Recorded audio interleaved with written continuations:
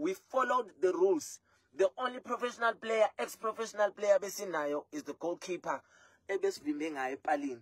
Wayidlala ku Vodacom. Uyena umuntu obekade ex-professional player laphaya. We followed ama rules. So Big Zulu mabethi gospel Europe bafuna nje ukuthi bafethu kube khona into kuzoba ngazo thina nathi khona into wrong esiyenzile. Big Zulu ke akamlaleli omunye umuntu. Mina bese ngimbonile bengingasamnaki nokumnaki.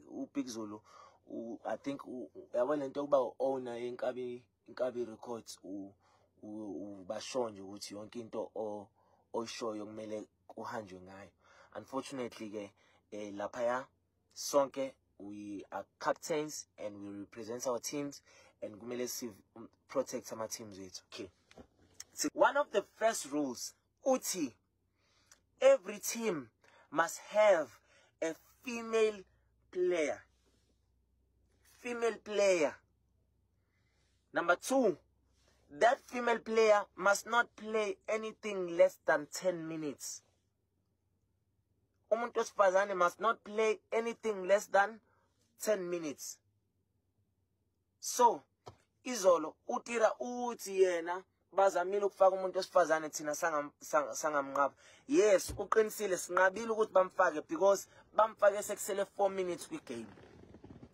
That is why we refused. Sathi angeke nikwazi ukumfaka sekuyi waste. We will file a complaint. Anyway, whether siyawina noma siyaluza, we'll file a complaint because you are not following our rules. Number 2, bekune team sheet. Anginandawo noma Big Zulu ngibukela, anginandawo. Number 2, igama lentombazane belingekho kwi-team sheet. I-rule ithi umuntu wesifazane kumele abhalwe phansi. Kube ukuthi in fact all ama players azodlala kumele abhalwe phansi.